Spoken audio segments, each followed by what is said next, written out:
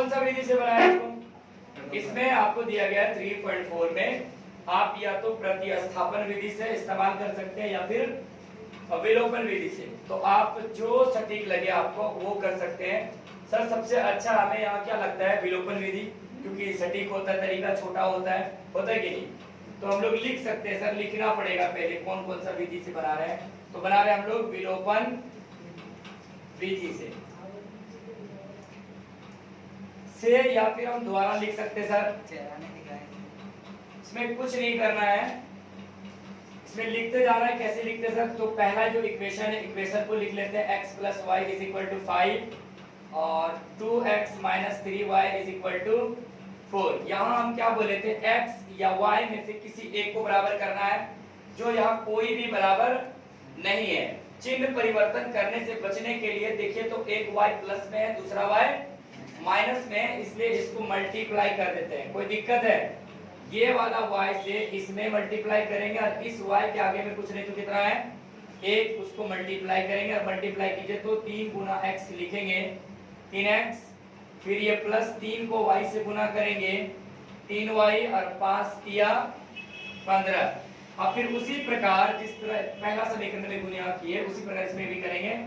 2x को 1 से गुना करेंगे, ये हो जाएगा 2x माइनस 3y को 1 से गुना करेंगे, ये हो जाएगा 3y बराबर 4 एकम 4। एक चीज देखिए, दोनों में y बराबर आ गया, आया y बराबर आ गया। तो 3y प्लस में 3y माइनस में आप घटा देंगे तो 0 आ जाएगा, हम घटा दिए, कोई फर्क पड़ा? अब इसको देखिएगा, 3x पॉजिटिव है यानी प्लस वाला है, 2x भी किसमें है? प्लस वाला है। तो 3 2 कितना हो गया? 5x। और इस बार में देखिए तो कोई माइनस वाला तो नहीं है, दोनों प्लस वाला है, 15 4 19। अब यहाँ सिर्फ हम क्या लिख सकते हैं? x बराबर ये 19/5। अब ये x का वैल्यू हमारे पास कितना आ गया? 19/5। और हम एक चीज बताए थे इसमें, जब विलोपन विधि बनाएंगे तो जो x का मान आया, इस x का मान चाहे यहाँ मतलब 1 या 2 में रख सकते हैं या फिर मल्टीप्लाई करने के बाद यहाँ भी रख सकते हैं, यहाँ भी रख सकते हैं। सर इसमें बड़ा इक्वेशन बनेगा, ये ऊपर वाला सबसे छोटा नजर आ रहा है, तो हम लिखेंगे समीकरण 1 में, इसमें समीकरण 1 में किसका वैल्यू आया अंत में? x का। तो लिखेंगे x का मान रखने पर,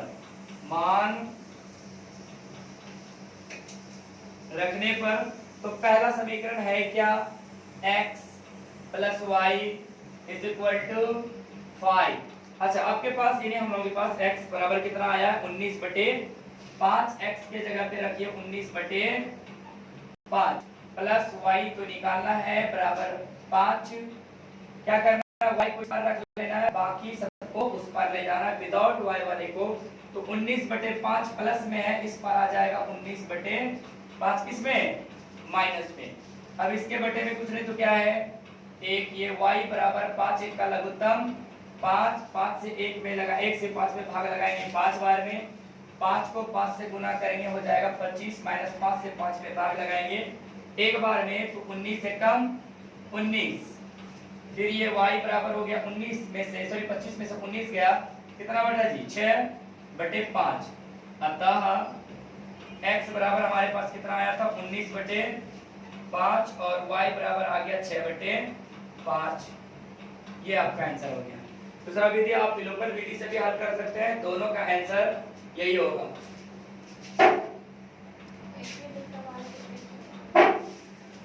शुरू करें। यहाँ सब कुछ वही दिया है, सिर्फ लिखना है विलोपन विधि से। आप इसको प्रतिस्थापन भी कह रहे हैं तो आप लिख सकते थे प्रतिस्थापन विधि से, यानी आप जिसमें सक्षम है आप उसी विधि से बनाइए। तो इसमें कुछ करना नहीं है सर, y को बराबर करना है या फिर x को बराबर करना है, यही है ना। इसमें 3x + 4y = 10 इक्वेशन 1 है। दूसरा इक्वेशन 2x - 2y = 2। अच्छा जरा ये बताइए, एक प्लस और एक माइनस में है तो चिन्ह बदलने से बेहतर है कि जब है तो उसी को बराबर कर लेते हैं, यानी y का मान बराबर कर लेते हैं। तो इसका 2 यहाँ है और इसका 4 है। आप एक तरीका शॉर्टकट और कर सकते हैं सर, यहाँ 4 है तो 4 मान इसमें 2 से गुना कर देंगे नहीं, और नहीं तो तरीका ये है कि 2 इसका ले जाओ, 4 इसका ले आओ, यहाँ कोई दिक्कत, गुना कर लीजिए सर। 3 को 2 से गुना करेंगे, 3 दूना 6x लगाएंगे, प्लस 4 दूना 8y बराबर 10 दूना 20, फिर 4 दूना 8x माइनस 4 दूना 8y और 4 दूना 8। इसको गुना करिए सर, गुना करेंगे सॉरी कटाएंगे सर, जो कटेगा देखिए 8y में से 8y घटा देंगे तो 0 आएगा, यानी कट गया। 6x 8x दोनों प्लस में है, दोनों को जोड़ देंगे, 8 और 6 14x हो जाएगा बराबर 20, 8 28, 14 से कट जाएगा, 14 दूना 28, इसका मतलब x बराबर कितना आ गया, 2 आ गया। अब जो x का वैल्यू आया वो कहाँ रखना है, समीकरण, किसी समीकरण में रख सकते हैं, 1 2 में, तो बेहतर है 1 में रख दें। समीकरण 1 में किसका मान सर, किसका वैल्यू आया, x का वैल्यू आया, x का मान रखने पर रख लीजिए। समीकरण 1 है क्या, तो 3x प्लस 4y बराबर 10, यही है ना। ये 3 इंटू एक्स, 3 इंटू एक्स, अगर माइनस के साथ रहे तो ब्रैकेट दे सकते सर। x का वैल्यू कितना रखना है, 2 प्लस 4y ये 10, 3 दूना 6, 4y बराबर 10। y वाले को इस पार रख लेते हैं और बिना y वाले को उस पार, तो जो उस पार में है 10 उस पार रख लिए, बाकी 6 इस पार में है उसको भी उस पार ले जाना है। प्लस के साथ है तो चला जाएगा माइनस के साथ, ये 4y बराबर हो जाएगा 4, 4 से 4 कट गया, इसका मतलब y बराबर क्या हो गया, 1। अतः x बराबर 2, y बराबर 1, आंसर हो गया।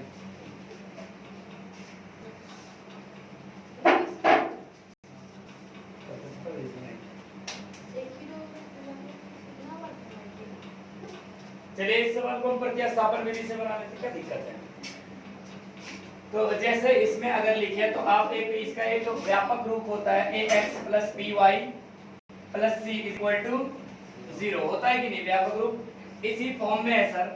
अगर इसको हम ऐसे नहीं लिख सकते हैं, अगर इसी को हम लिखना चाहे 3x माइनस 5y बराबर 4 पर ले जा सकते हैं बिना चर वाले को, समीकरण बन जाएगा। और इसमें भी वही हाल, 9x और 2y को इधर ले आइए बराबर के, तो माइनस 2y हुआ, पर में कितना है 7, 7 ही रहेगा, बन गया समीकरण 2। इस बार इसको कैसे, कौन सा विधि से बनाते हैं, प्रतिस्थापन विधि से। तो आप जिस विधि से बनाएंगे उसका नाम लिखना पड़ेगा आपको पहले, प्रतिस्थापन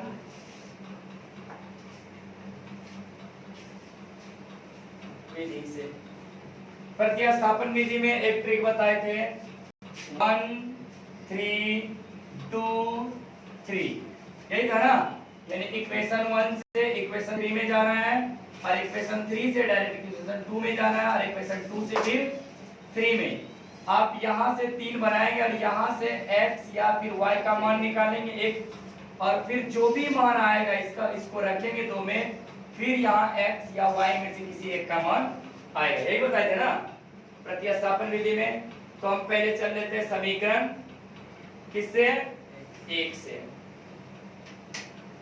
समीकरण 1 क्या है, तो 3x minus 5y equal to क्या लाए हैं, 4। यहाँ हमें बनाना कौन सा समीकरण है, तीसरा। कौन सा, तीसरा। तो x वाले को इस पर रखेंगे, जैसे ये 3x बराबर 4, ये माइनस 5y है, इसको कहाँ लेके जाना है, उस पार, तो 3 ये बन जाएगा प्लस में 5y, x बराबर 4 प्लस 5y, और नीचे में रख सकते हैं 3। यहाँ सिर्फ चर को रखे, बाकी सारी चीज को इस पर ले आया, इसी का नाम है इक्वेशन 3। कोई दिक्कत, जो भी मान आया सर x का, इसी इक्वेशन को किस में रखना है, 3 में, तब यहां से कंप्लीट मान देगा x और y का। तो हम रख लें समीकरण किस में रखेंगे सर, इस बार 2 में, किस में रखेंगे क्योंकि 1 से चले थे 3 बना लिए। अब 3 का वैल्यू किस में रखेंगे? 2 में। समीकरण 2 में किसका वैल्यू? x, यही x है ना, इस x का वैल्यू रखने पर, x का मान रखने पर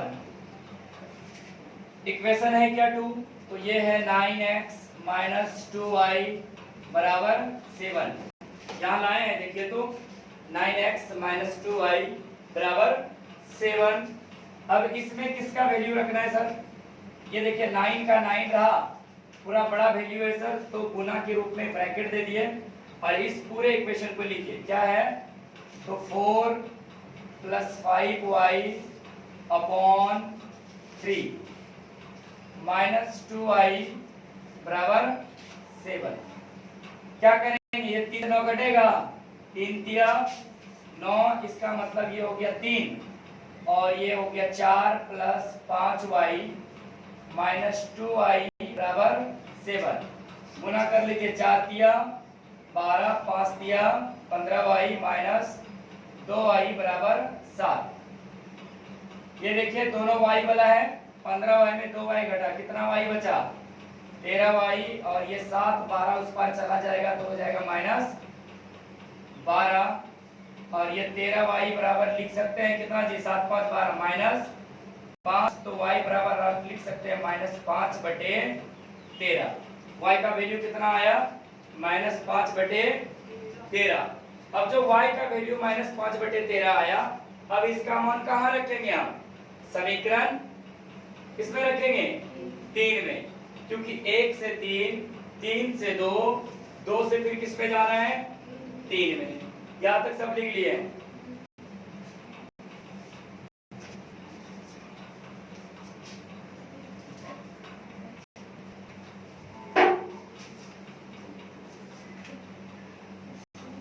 चलिए, अब जो y का वैल्यू आया वो समीकरण किस में रखना है?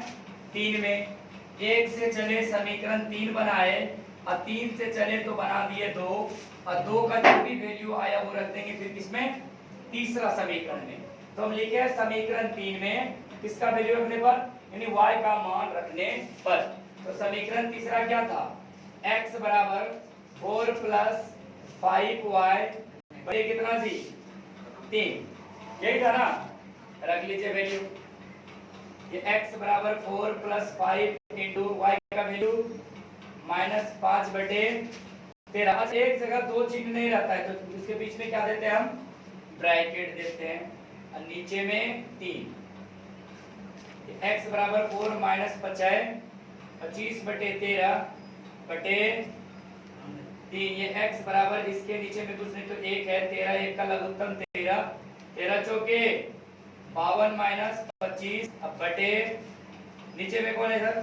3 है। ये x बराबर 52 में से 25 घटाइए 27 बटे 13 और मल्टीप्लाई करेंगे इस 3 के नीचे में कुछ नहीं तो क्या है? 1 और 3 कहाँ आ जाएगा? नीचे 9 तिया 27, इसका मतलब x बराबर आया 9 बटे 13। अतः x बराबर आया 9 बटे 13 और y बराबर कितना आया? माइनस 5 बटे 13। हो गया आंसर। इसमें कुछ नहीं करना, पहले इक्वेशन को बराबर कर देना, इक्वेशन को निकालना है। जरा आप बताइए, इस प्रकार का रखेंगे तो क्या आसान होगा हल करना? नहीं होगा। इसका मतलब है कि नीचे वाले का क्या करेंगे? लघुत्तम लेंगे, 3 का लघुत्तम लेंगे तो 3 दूना 6, क्योंकि कटेगा नहीं तो गुना करेंगे ना। 2 से भाग लगाएंगे 6 में 3 बार में, तो 3 को x से गुना करेंगे, 3x प्लस 3 को 2 से लगाएंगे, 3 को लगाएंगे भाग 6 में 2 बार में, 2 दूनी 4y और बराबर -1। आप इसको कुछ नहीं कीजिए, 3x प्लस 4y बराबर 6 कम 6 माइनस, क्योंकि ये इसके नीचे में कुछ नहीं तो क्या है? एक इसके ऊपर वाला हिस्सा इसके नीचे वाले हिस्से से गुना करते हैं, और इसका नीचे वाला हिस्सा इसके ऊपर वाले से गुना करते हैं। ये बन गया समीकरण 1। यहाँ भी बताइए तो वही हाल है, इसके बटे में कुछ नहीं तो कितना है? 1, 3 1 का लघुत्तम 3 और जरा देखिए 1 से 3 में भाग लगाएंगे 3 बार में, 3 को x से गुना करेंगे 3x माइनस 3 से 3 में भाग लगाएंगे कट जाएगा, बच जाएगा y बराबर ये 3। आप इसको क्या कर सकते हैं 3x माइनस y, क्योंकि इसके बटे में कुछ नहीं तो क्या है 1, इस 3x माइनस y को 1 से गुना करेंगे यही पड़ेगा, और इस 3 को इस 3 से गुना करेंगे तो 3 दिया 9, समीकरण 2 बन गया। आप इस समीकरण 1 समीकरण 2 से किसी भी विधि से आप बना सकते हैं।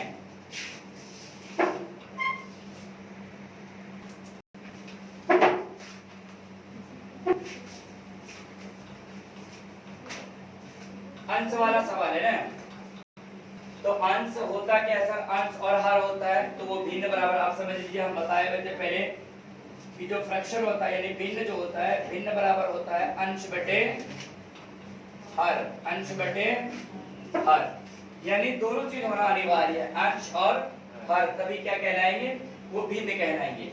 तो अंश यहाँ हमको तो मानना पड़ेगा ना, जो भी संख्या आएगी अंश और हर, यानी अंश को कुछ मान लेंगे x y में से, हर को कुछ मान लेंगे x y में से, उसको एक स्थापित करेंगे। तो आपको ये याद रखना जब भी x y का मान आएगा वो भिन्न बराबर आंसर, आपको किताब में आंसर भिन्न के रूप दिया होगा, ठीक है। तो यही भिन्न बराबर होता है अंश बटे हर, आपको यही काम करना है, भिन्न बराबर होता है क्या है अंश बटे हर। तो दिक्कत, तो सर यहाँ जब हम भाषा वाला सवाल बताए थे तो हम आपको 4 टाइप्स के सवाल बताए थे। एक साधारण टाइप्स के सवाल बताए थे जिसमें कि कुछ भी ना हो, कुछ ना कहे, जैसे कि क्रिकेट टीम के कोच या के कोच वाला सवाल, जैसे कि बल्ला और गेंद वाला, अंगूर सेब वाला ना, इस तरह के सवाल बताए थे। जितने केजी देंगे सर कोई भी चीज उसको पहले स्थापित कर लेंगे कि अंगूर को x माने, सेब को y माने, कहने का मतलब, या फिर बैट बल्ला में से बॉल और बल्ले में से बैट को x मान लिए, मतलब गेंद को y मान लिए, या फिर गेंद को ही x मान लिए, बल्ले को y मान लिए, तो स्थापित कर देते थे x y के रूप में। तो यहाँ भी वही हाल है सर, यहाँ जो है एक भिन्न है, अब भिन्न में होता क्या क्या है, एक अंश और एक हर होता है। तो यहाँ आप एक फिक्स कर दीजिए, अंश किसको मानेंगे और हर किसको मानेंगे। तो इसके लिए मानना पड़ेगा, क्योंकि ये चैप्टर ये 2 चर वाले, तो चर कितने होने चाहिए, 2 चर होने चाहिए। तो हम अधिकतर जो प्रचलन में होता है वो होता है x और y होता है, तो इसमें x y के रूप में स्थापित कर लेते हैं। तो सवाल को बनाने से पहले इसमें बनाएंगे, मानना पड़ेगा, जैसे माना भिन्न का अंश, ऊपर वाला हिस्सा क्या होता है अंश, माना भिन्न का अंश बराबर क्या मान लेते हैं x। इसका मतलब ये हुआ कि जो भी भिन्न होगा, जो अंश का मान होगा वो किसका मान होगा x का, तथा भिन्न का हर, भिन्न का हर बराबर क्या मान लिए उसको y मान लिए, क्या मान लिए y। अब ये चीज यहाँ फिक्स हो गई कि जो अंश होगा वो x होगा और जो हर होगा वो क्या होगा y होगा। तो पहला समीकरण निकालने के लिए प्रश्न से सवाल कहता है सर कि जो एक भिन्न है, भिन्न बराबर होता क्या है सर अंश बटे हर। इसका मतलब ये हुआ कि जो अंश है उसके जगह पे हम क्या लिख सकते हैं x और हर के जगह पे y लिख सकते हैं ना। सवाल में पहली बार कहता है कि यदि हम अंश में 1 जोड़ दिया जाए और हर में 1 घटा दिया जाए तो भिन्न 1 में बदल जाता है। कहता है कि ये जो भिन्न है सर वो 1 हो जाता है कब, जब अंश में 1 जोड़ दिया जाए, अंश x है उसमें से 1 जोड़ दिया जाए और नीचे में हर में से 1 घटा दिया जाए तो भिन्न कितना हो जाता है 1। आप जरा ये बताइए, इसके भी बटे में कुछ नहीं तो क्या है 1। इसका मतलब ये हुआ कि इस ऊपर वाले 1 से इसको गुना करेंगे और नीचे वाले 1 से इस ऊपर वाला x प्लस y को गुना करेंगे। तो कर लीजिए सर, इस 1 से x को गुना करेंगे x प्लस 1 को 1 से गुना करेंगे 1 बराबर, फिर इसी y को 1 से गुना करेंगे y माइनस 1 को 1 से गुना करेंगे 1।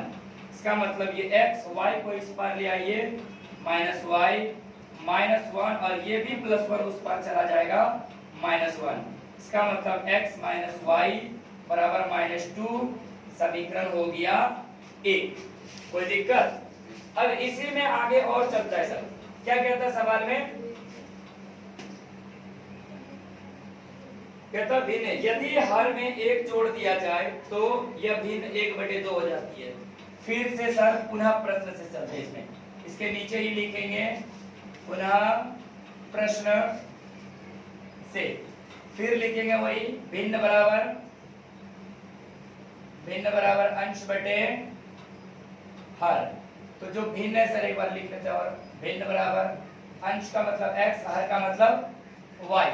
कहता है भिन्न 1/2 कितना हो जाती है, 2 हो जाती है। भिन्न कितना हो जाती है, 1/2 जब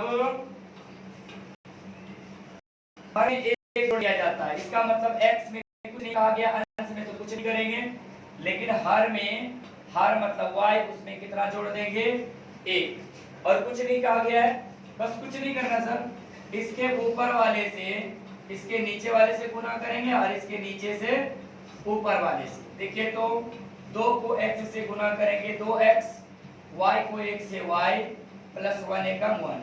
इसका मतलब ये हुआ 2x, y को इस पर ले आइए माइनस y, उस पर क्या बचा 1, ये बन गया समीकरण 2। आप इसके नीचे आप क्या लिख सकते हैं, प्राप्त समीकरण युग्म। क्या लिख सकते हैं, प्राप्त समीकरण युग्म। पहला समीकरण क्या आया था, x माइनस वाई बराबर -2, दूसरा आया 2x माइनस वाई बराबर 1। इक्वेशन 1, इक्वेशन 2 लिख लीजिए।